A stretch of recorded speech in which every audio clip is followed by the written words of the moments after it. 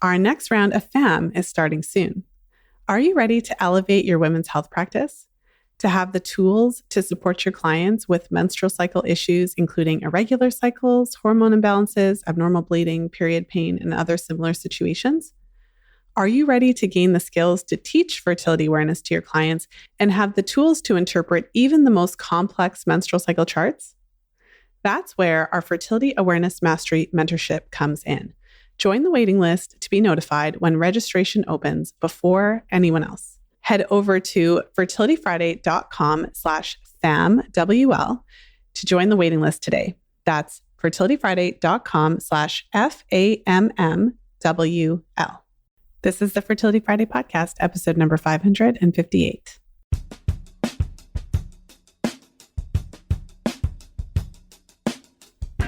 Welcome to today's episode. In today's episode, we are going to be focused on the topic that I have been talking about since the beginning of this podcast, which is that we should be considering our menstrual cycle as a vital sign. And we're going to talk about what that means, why that is. And of course, today's episode is in celebration of my first book, The Fifth Vital Sign. This week marks the 6th anniversary. It is wild to consider that this book has been out for 6 years. So I'm also going to share some fantastic book testimonies that were shared on Amazon, and we're going to jump in and get into the nitty-gritty. So without further ado, let's go ahead and get started.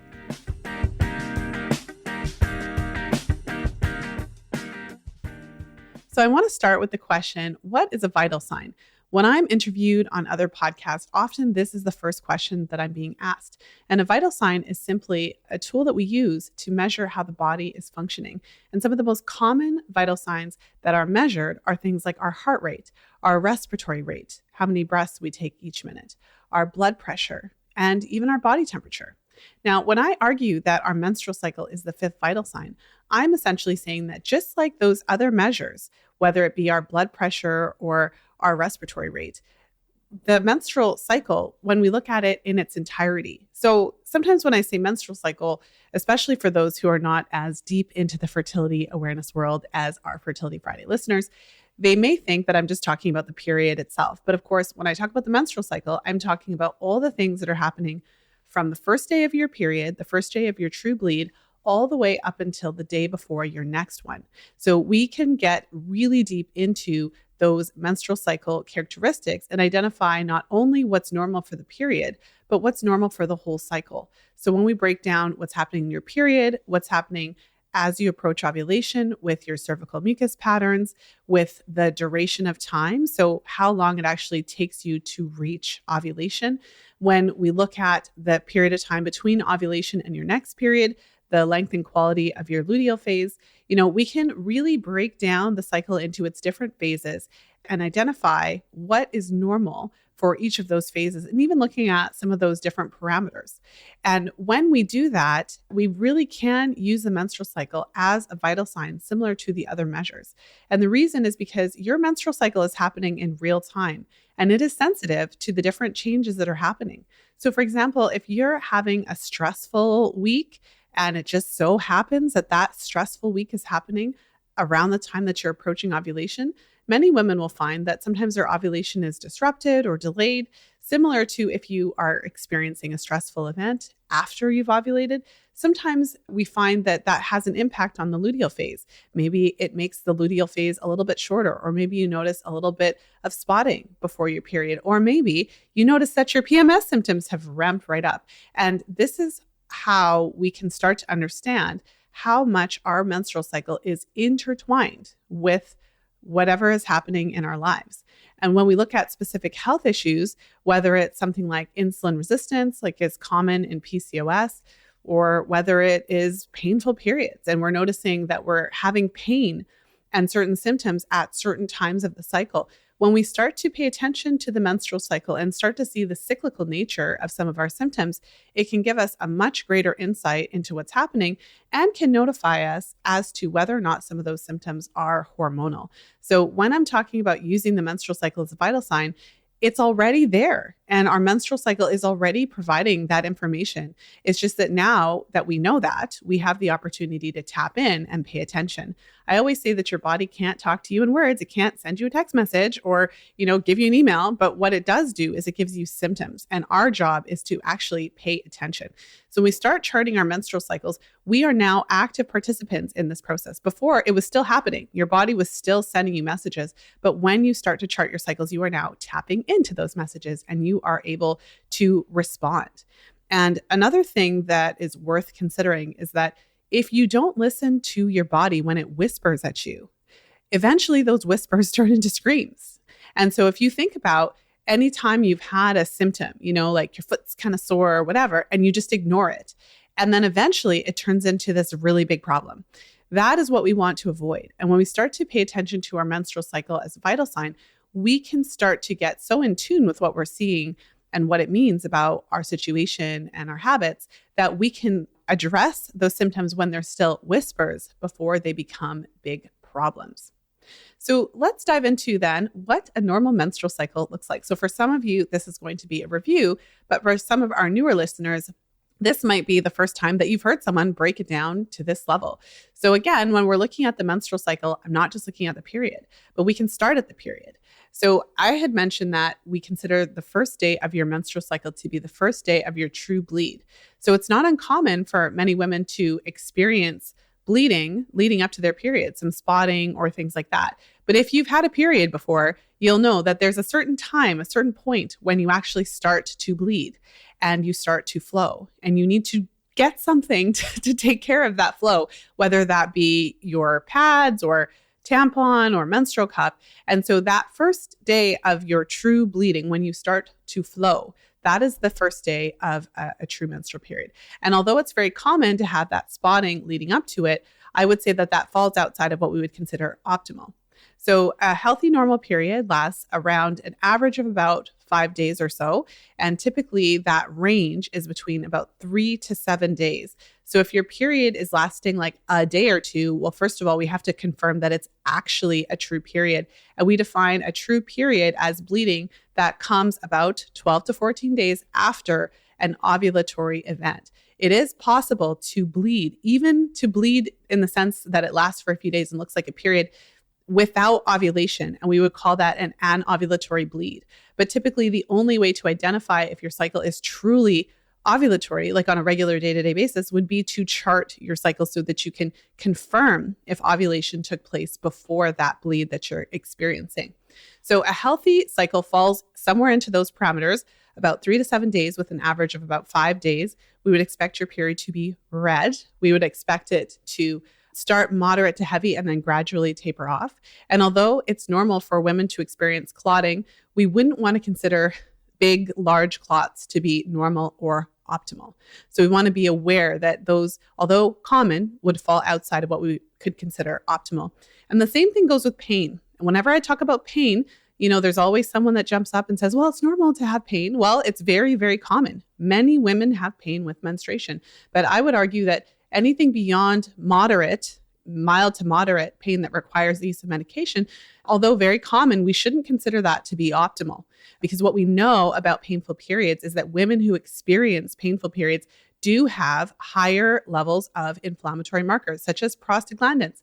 And I cited a study in the fifth vital sign that showed that women who had higher levels of pain had upwards of 4 times the levels of prostaglandins, those inflammatory markers, compared to women who did not have period pain. So we know that if you're experiencing moderate to severe pain, you have a higher level of inflammation. And that's an opportunity for you to address that and see what we can do to bring that down. And so in the fifth vital sign, there is a whole chapter on your menstrual period so that we can break down exactly what it is, what's happening there, how it's a natural inflammatory process. And if we think about it that way, the research defines it that way. And in the book, I go into some detail on that. If it's a natural inflammatory process, then it makes sense that if that process goes awry, that is when we start to see some of those negative symptoms that are not ideal. And that, although very common, we don't want to consider those to be normal. I also talk about reducing period pain. There's a whole chapter on that as well. So again, lots of detail in the fifth vital sign for some of these topics. So as we go past the period, one last thing I want to say is that a period should be like a sentence. It should have a beginning, a middle, and an end, and then it should be over. And so when we're looking at what would be normal within that period, if you are continuing to bleed for 8, 9, 10 days after your period was supposed to stop, or if your period is starting again 5 days later, you're bleeding around ovulation, you're bleeding before you have your next period, that is not considered to be optimal, although many women do experience mid-cycle bleeding or spotting. So as we go then past the period into that pre-ovulatory phase, what we would consider to be normal and optimal would be to have several days of cervical fluid leading up to ovulation. Now, and we're looking at anywhere from about 2 to 7 days of mucus prior to ovulation. And at least one of those days, if we're looking at what would be optimal, we should be able to observe clear, stretchy cervical mucus, looking like clear, raw, stretchy egg whites, at least one day. And for us to see it a few times that day, that would be considered optimal. But cervical mucus can look like creamy white hand lotion, and it can also look like this clear, stretchy cervical fluid. Now, again, it's not uncommon for women to have less mucus. Many of my clients don't necessarily have optimal mucus, especially if they've had an extensive history of hormonal contraceptive use, or if they've had a history of cervical dysplasia, or if they've had cervical procedures to remove some abnormal cells. But typically, when we're seeing less than optimum mucus, so less than we should be seeing, there is a reason for it. So again, going back to the concept of the menstrual cycle as a vital sign, if we know what those normal parameters are, then we're better able to identify if there could be an issue. So to continue, ovulation has to happen in a normal healthy cycle. A normal healthy cycle can range typically between about 24 and 35 days. So in order to get your cycle within that normal range, ovulation typically would be taking place somewhere between days 10 and days 22. So the average cycle is about 29 days with ovulation around day 15. But with that said, ovulation could be happening within that range in order to have your cycle fall within that normal, healthy range. So after we have ovulated, we would expect a couple of things to happen. The first thing is that we would expect to see our cervical fluid dry up for the most part. Again, it's not uncommon to see some mucus kind of lingering as you ovulate and your progesterone levels rise. So I wouldn't say that every woman is to expect to have completely dry for the whole cycle, the whole rest of the cycle. But we do expect to see either the cervical mucus go away completely or significantly shift, so significantly reduce. So that's certainly something to consider as well. And the last thing I'll say about that second half of your cycle, the post-ovulatory or luteal phase, is that in a healthy cycle, we would expect that to last for about 12 to 14 days. So now I've taken you through what a normal cycle looks like. When we consider the menstrual cycle as a vital sign, we can think of all those different aspects of the cycle. And within each of those, we can start to identify what's healthy and normal. And this is how we put this concept of the vital sign in action. If we look at the total length of the cycle, well, if your cycle is 45 or 50 days, that is telling us something, not just that there's something wrong, but typically women who are having these long and irregular cycles, it narrows down what could be the reason. We often see that in PCOS, which is associated with insulin resistance and elevated androgen levels. We sometimes see that in times of severe stress if it's situational. And it can also be associated with certain inflammatory conditions that are leading to this sustained loss of period. It can also be related to overexercise and undernutrition if it's still kind of in the middle of what we call the HA spectrum. So that's just to give an example. And there's plenty of examples to be had. We can look at cervical mucus patterns. We know that in a normal healthy cycle, we should see cervical fluid leading up to ovulation. We shouldn't see it every single day. And we shouldn't have a whole cycle where we don't see it at all. So in either of those situations, if you're seeing some sort of discharge every single day, that could notify you of something as basic as an infection. If you have a yeast infection, or in some cases, it can notify you of abnormal cells, because there is a certain type of abnormal discharge that is associated with abnormal cervical cells. And if you're seeing no mucus whatsoever, that can also give us information whether you're ovulating or not. So if you're ovulating and you're not seeing mucus, then that can give us an idea. Maybe we need to look at if you're taking medication that could be suppressing your mucus production, or if your hormone level isn't optimal and it's not triggering the mucus production, even if you are having enough to ovulate. And so again, when we look at the menstrual cycle as a vital sign, we can gain a lot of valuable information. So whenever I dive into these topics, I inevitably get questions about the birth control pill because I feel like our modern experience of fertility awareness methods is often linked to our experiences with hormonal birth control. Many women have negative experiences with hormonal birth control, and that is what can lead them to look for alternatives and alternative methods.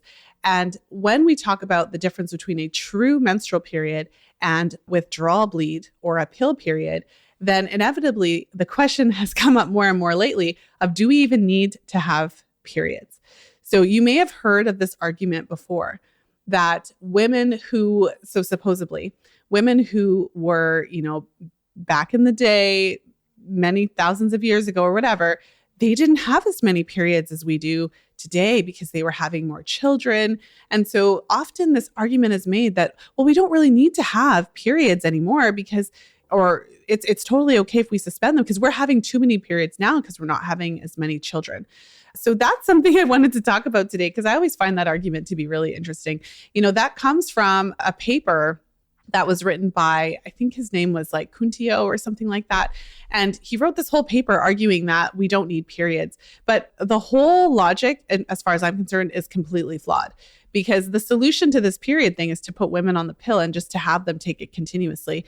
And to argue that this is like natural, like when women used to have lots of babies, is completely psychotic. Because the main issue is that if you are taking hormonal birth control to suppress ovulation, that is not a natural state. When you're pregnant and you are growing a baby and your body is releasing hormones that naturally suppress ovulation, having your higher levels of your natural estrogens and your natural progesterones, and together that is suppressing the ovulatory events from happening, that is not the same as taking a synthetic hormone. So whether it's a synthetic estrogen formulation or a synthetic progestin formulation, that is not the same as your natural hormones. It does not have the same effects as your natural hormones. And you're not pregnant, so it's not a natural state. So to be on these synthetic hormones, but for it to be suppressing your ovulation, to say that that is the same as what you would experience if you were having a natural cycle is just obviously false. And when we look at the data, when you're taking hormonal contraceptives, you still continue to produce a low level of your natural estrogen and progesterone, but the levels are low and they're they're consistently low. And the only natural state that is similar to that, where you have this low, consistent production of your natural estrogen and progesterone, is menopause. So really and truly, we can't compare the state that we are in when we're on hormonal contraceptives to the state that is natural, like pregnancy. It's a complete myth and it's totally flawed logic. And to say that it's totally okay for women not to have periods, just put them on the pill and that's the same thing as if they were, in the ancestral category of having lots of babies. It's just preying on the fact that we haven't been taught how our bodies work and just kind of adding fuel to the fire of us not understanding how this whole situation takes place. So the truth is that when we're on hormonal contraceptives, it's an influx of artificial hormones that suppresses ovulation altogether. So when we're taking artificial hormones, we don't have a cycle, and that is not a period. If you are on the pill or the patch or the ring or any of those typical, combined synthetic estrogen, progestin formulations, it is most closely putting your body into a state that's kind of like menopause. It's kind of like an artificial temporary chemical menopause. And then if you think about some of the most common side effects of birth control, like depression and low libido and like sexual issues like low sex drive, all of a sudden it makes sense. It's like, oh, that's why, because it's kind of like a chemical menopause. And that's why you have 20-year-olds that have vaginal dryness because they're on the pill. Oh, makes sense now. So this is something to consider. So from that perspective, then, I would say that we do need periods, but there's not necessarily a scientific reason to have those pill bleeds, if that is the question. In my first book, The Fifth Vital Sign, I argue that the menstrual cycle is an important vital sign that we should be paying attention to. I argue that your menstrual cycle is important regardless of whether or not you're actively trying to have babies now. And I also argue that charting your cycle using fertility awareness method tools is an essential step in truly understanding what's happening in your menstrual cycle. If you haven't grabbed a copy of The Fifth Vital Sign, you can read the first chapter for free over at thefifthvitalsignbook.com. And did you know that you can listen to The Fifth Vital Sign for free when you sign up for a 30-day trial with Audible? Head over to fertilityfriday.com/audible for details. That's fertilityfriday.com/audible. Now let's go ahead and jump back into today's episode.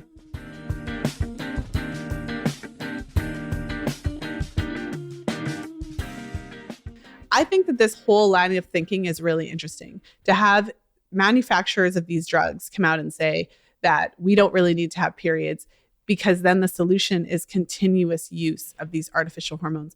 That really affects their bottom line. They can argue that it's convenient and they can even argue that it's natural. But ultimately, it takes us back to how the pill was developed initially. So this is a story that I shared in The Fifth Vital Sign. And I shared a brief discussion of this also in Real Food for Fertility. So the first pill came on the market in 1960. It was called Enovid. And the years leading up to the release of this drug, they did what I would call a beta trial. So prior to Enovid coming on the market, there was no hormonal birth control. So none of these women who were living in the 50s would have had any experience with anything like this. So prior to the pill coming out, the only time a woman would have had the experience of not having her period would be if she was pregnant or if she was ill or any other kind of natural state that would coincide with not having a menstrual period. So they took these women before they released this drug and did a trial. And many of these women were actually trying to conceive. So in their logic, it was kind of like, okay, well, we'll suspend the cycle. And then when it comes back, it might rebound and maybe you'll get pregnant. So because it kind of doesn't make sense. Why would you put a bunch of women who are trying to get pregnant on birth control? But hey, they do it in IVF. So it's the same idea, right? But anyways, so this is what was happening. These women who had been trying to conceive, no history of the pill on the market at all, totally unfamiliar with the situation. And of course, they didn't explain to these women how this, drug worked. So these women, when they stopped getting their periods, because the first pill formulation was actually a continuous formulation. It wasn't like they had it organized into 28-day intervals. They just gave it to them just continuously. And so these women just stopped bleeding because, of course, the pill suppresses ovulation. You just don't bleed. So they thought they were pregnant. And the researchers were kind of like, no, you're not pregnant. It's the pill. But they couldn't understand because there's no precedent for this, right, in the 50s. And so the women eventually figured it out after the researchers continued to explain to them that it was a medication, but they became very upset about this because many of them had been trying to conceive. And of course, it's very upsetting to think that you're pregnant only to discover that you're not. So out of this situation, we got the modern day pill. So what happened out of that is the researchers had this brilliant idea to put the pill in 28-day formulations to give the synthetic hormones for a duration of time and then to take them away for a few days so that you get a bleed. And then that way, the artificial pill cycle would mimic the true menstrual cycle that we experience. And it would kind of be like a security blanket. So we would kind of think that it's the same. And that was how they kind of came out with Enovid, the first pill, and kind of run with it. And so there was never a medical reason for them to induce this fake bleed. It was always just to kind of make it seem more natural and to dupe the women into thinking it was the same thing as not being on the pill, except they couldn't get pregnant. And so now, many, many years later, decades later, after this initial formulation came out, now the marketers for these big drug companies are coming out and saying, well, there's no reason for a bleed. But you see what I'm trying to get at here? They're saying there's no reason to have a bleed as if we're talking about the same thing. They're talking about there was never a medical reason to install a fake bleed. And that is not the same thing as saying that there's no medical reason to not have an actual menstrual period. So I'm saying, hey, these two things are not the same. So you could say there was never a medical reason for them to put a artificial bleed into the pill. They did that for marketing purposes. That is true. But you can't then extrapolate that we don't need to have an actual menstrual period from that. That's just not true. So this is certainly, hopefully this discussion is a little bit illuminating. It's really fascinating to dig into the history of the birth control pill and the kind of psychology of it, and to see how it has played out today. So now, today, after 60 plus years of this pill being on the market, now women are used to it. Now we do have a precedent for it. It is normal to, choose to suppress your period for many months at a time. And it is now it doesn't feel as unnatural to just not bleed for extended periods of time. And so that has opened up the door for drug companies to sell these pills that are, 84 days, like the seasonal formulations, or to have methods that just, you don't bleed at all. Some of the IUDs, after a period of time, you just don't bleed at all. Many women just stop bleeding altogether, and they'll say, oh, I didn't have a period for 2 years. And, oh, I used the depot shot and I just didn't bleed and this is considered to be normal now. And so I believe that these marketing companies are kind of taking advantage of our ignorance around the difference between a true menstrual bleed and an artificial withdrawal bleed. Because you could make an argument that we don't need that artificial withdrawal bleed. Now, whether I agree with that or not, I'm not sure. It would be really useful to see some research on that so that we could have a better conclusion. Like, is it necessary or not? I think logically, many of us feel like, well, our uterine lining does shed every month. That's kind of the natural design. So if it's just not shedding at all for years, that could potentially be a problem. Maybe it does put us at a greater risk of certain issues, such as uterine cancer or something like that. And there is evidence to show that the pill increases the risk of breast cancer, cervical cancer, and I believe uterine cancer as well. And so that's an interesting hypothesis that we could take a look at, but I don't know that I have a definitive answer. Either way, there's an argument to be made that there was never a need for that withdrawal bleed. It was just for marketing purposes. But I don't think that argument could be used to say we shouldn't have a normal, healthy menstrual period. I just don't think that those two things are the same. Now, I wanted to highlight this topic because these are some of the fascinating topics that I have covered in the Fifth Vital Sign in great depth. And if you haven't had a chance to grab a copy, in celebration of the 6-year anniversary, I thought I would share some of this on the podcast and invite some of our newer listeners to grab a copy and have a read through. We've had some incredible feedback so far, and it really goes into a lot of research that isn't common knowledge. And I remember when I first started the podcast, I did it with this idea that, fertility awareness had really changed my view of things. It changed my whole perspective on contraceptives. It helped me learn so much about my body. So I thought to myself, okay, so if I start this podcast and share this information and share the fertility awareness knowledge because of my background as a fertility awareness educator, maybe other women will find it to be just as inspirational. And what I found is that over the years, we've had just an incredible amount of positive feedback. So many of you have reached out to share how this has impacted your life, how eye-opening it is, and how it has, caused you to look at your own life and situation differently. And so that's how the book came about. The book was to answer a lot of those questions. The primary question being, why aren't we taught this stuff? Every woman should know this. And we really need to learn more about our cycles and learn about the realities of hormonal contraceptives. Hormonal contraceptives are so common and ubiquitous that many women who take them don't even consider it to be a drug. And when they're asked if they're taking any medication, in a questionnaire or something at a clinic, they won't even list it because it's like it's just the thing that you take all the time. You don't even consider it to be a medication. Yet when you look at the warning labels for any of the common hormonal contraceptives, they all clearly state some of the most common side effects. And actually, a fun fact is when I wrote the Fifth Vital Sign, and when I have in chapter 7 a kind of mock label, a drug label which would be my interpretation to say, this is how I think it should be. I feel like there should be a huge label that says warning, and the side effects should be listed in layman's terms so that instead of mood changes, we could see things like depression, anxiety, low libido, panic attacks. So you actually see the things that women are experiencing and what they're saying when they're taking it. And I remember that in that section, I shared that there is a black box warning on hormonal contraceptives. So the pill has a black box warning, and that warning is very specific to drugs that have a side effect of death, people who die using it, right? So there's a small percentage of women who have like a stroke or pulmonary embolism or some sort of blood clot event that results in their death. And there's a study that I spoke about. I'm thinking if it's in the book itself, but I've spoke about it many times. It's a study that they identified how many women are dying in the United States each year. And it's around, 350 to 450 women a year. And it's the equivalent of like a jumbo jet crashing every year of women who are dying from using the birth control pill as directed. And I remember my editor, when she was going through that part, she's like, I had to go check because I didn't know. And she's like, you're right. It does have this black box warning. And I was like, yeah, I know. But I just remember that. But even my editor was kind of like, oh, wow, I didn't know that. And of course, she's checking things to make sure that it's all legit and it should be written there.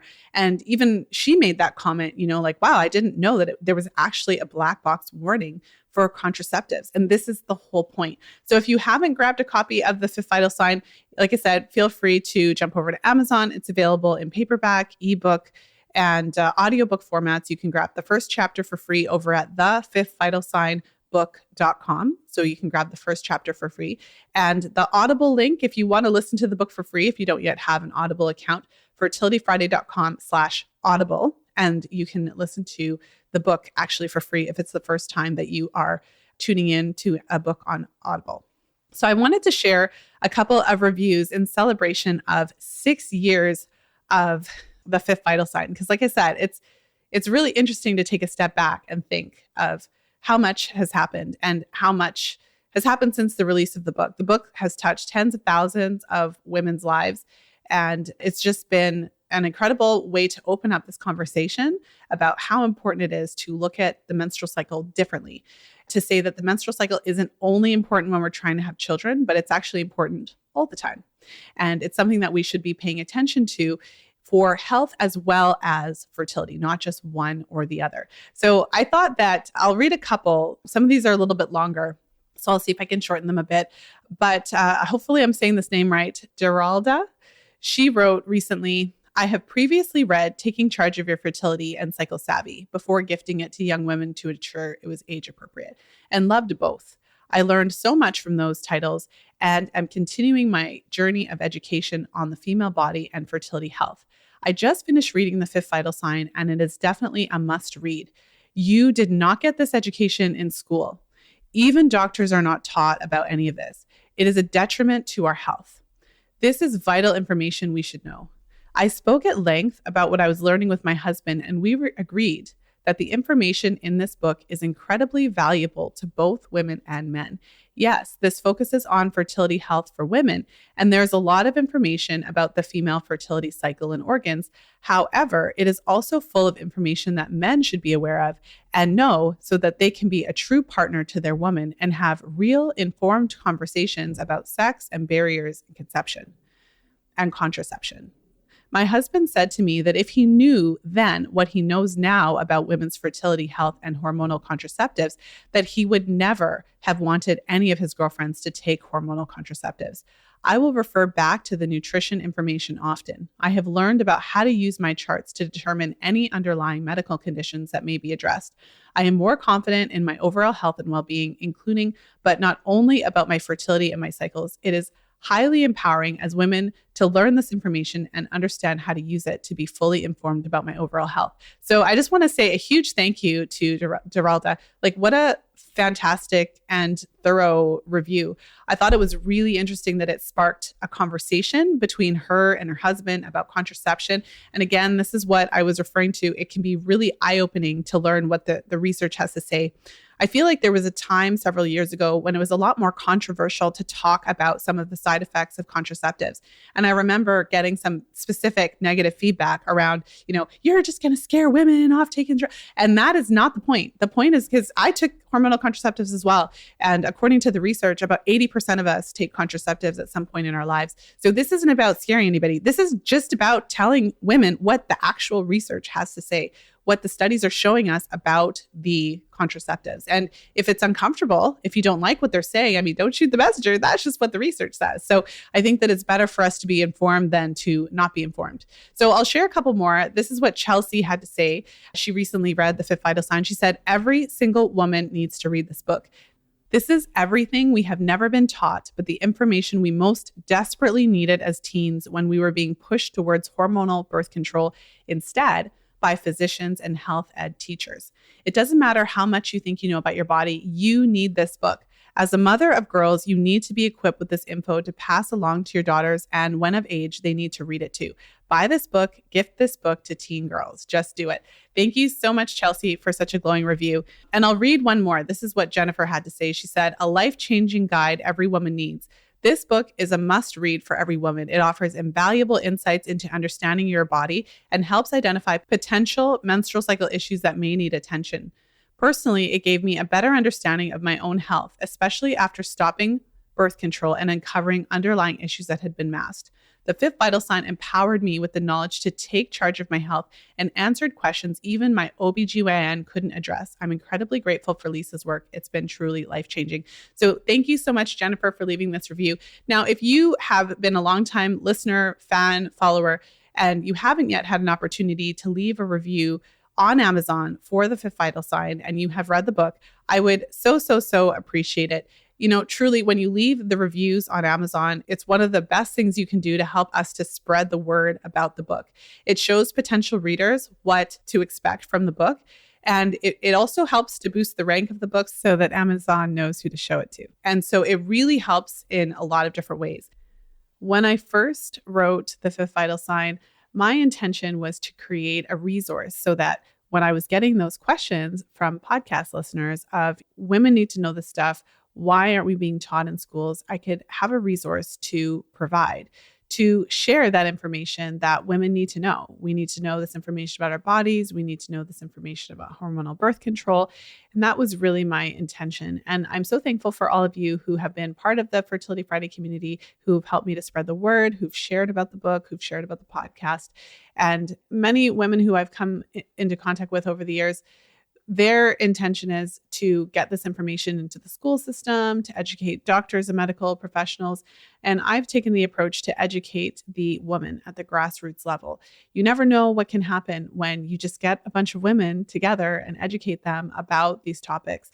I believe that that's truly where the change is going to come from. So for all of you who are out there working in your different ways to get this information into the school system, to get this information to more health professionals, I really appreciate that. Of course, I'm working on educating health professionals through my Fertility Awareness Mastery mentorship. And as we continue to have more practitioners go through our FAM program, this is a way to exponentially increase the number of women who are learning about fertility awareness and being able to utilize the menstrual cycle as a vital sign in their own lives. So I just want to thank each and every one of you for being part of this community, for supporting me. The reason that I'm able to continue to put out so much free information is really because of your support. For whenever you buy one of my books or join one of my programs or whatever the case is, it really does help me to continue to provide this content for all of you. So thank you so much for being part of the community and for joining in with me to celebrate the 6-year anniversary of the fifth vital sign. And like I said, if this book has touched you in any way, of course, I would be thrilled if you left a review on Amazon to help us to get the word out. If you can think of someone who would really benefit from listening to today's episode, the share link is fertilityfriday.com/558. And of course, I hope that you have a wonderful weekend whenever you're tuning into the show. And of course, as always, until next time, be well and happy charting. If you enjoyed today's episode, you're going to love our top resource for women's health professionals, How to Interpret Virtually Any Chart Your Client Throws at You. Our newest ebook breaks down complex chart interpretation into an easy step-by-step process. Head over to fertilityfriday.com/chart to snag your complimentary copy today. That's fertilityfriday.com/chart.